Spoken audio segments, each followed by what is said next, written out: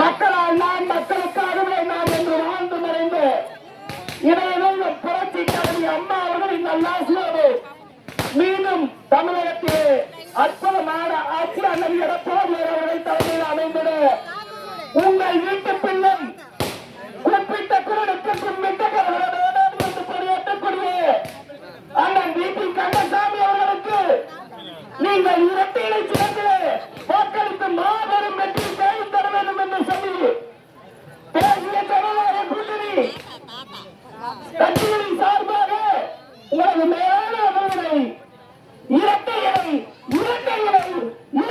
சிறப்பிலே தாருங்கள் என்று சொல்லுகிறோம். வாக்கு சேகரிக்க வந்துவிட்டார் என்று சொல்லி நமது கழகத்தின் வெற்றி வேட்பாளர்களுக்கு மதிப்புக்கும் மரியாதைக்கும் உரிய அம்மா மக்கள் முன்னேற்ற கழகத்தின் சார்பாக நமது கோவை மாவட்டத்தை சிறப்பாக வழிநடத்திக் கொண்டிருக்கும் மாவட்ட செயலாளர் திரு செந்திரண்ணா அவர்கள் இரட்டை இலட்சணத்தில் வெற்றி வேட்பாளருக்கு வாக்கு சேகரித்து பேசுவார் என்று அன்போடு கேட்டுக்கொள்கிறேன். வாக்காளர் பெருமக்களை உங்களுடைய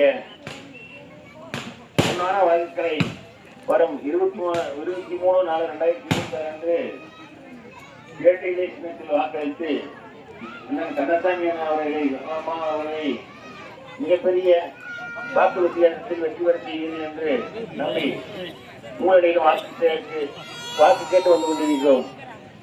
அனைத்து உள்ளங்களும் போன 2021 32,000 ஓட்டு வித்தியாசத்தில் வெற்றி பெற செய்வீர்களோ அந்த 32,000 வித்தியாசத்தில் தான் இன்று அவர் திரும்பவும் வாய்ப்பு அளித்திருக்கிறார்கள்.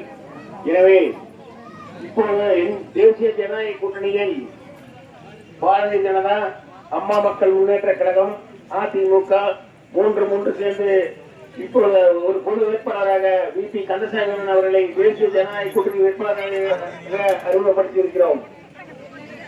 அவரை மிகப்பெரிய வெற்றி வாங்கி சொல்லி கோவை மாவட்டத்தில் அதிக ஓட்டு வித்தியாசத்தில் வெற்றி பெற செய்து வழிமாறு கேட்டுக்கொண்டு விடுதலை வணக்கம். அடுத்து சுல்தான்பட்டி ஒன்றிய நம்ம அம்மா மக்கள் முன்னேற்ற கழகத்தின் தாமோதரன் அவர்கள் சில உருவாக்குவார்.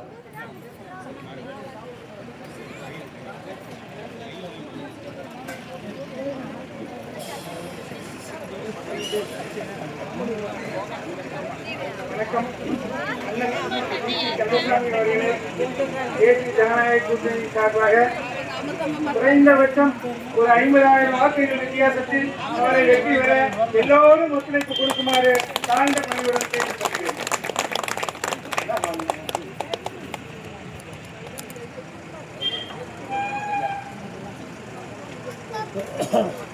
சத்துருந்த சரித்திரநாயகர் புரட்சித் தலைவர் எம்ஜிஆருடைய ஆசியோடும்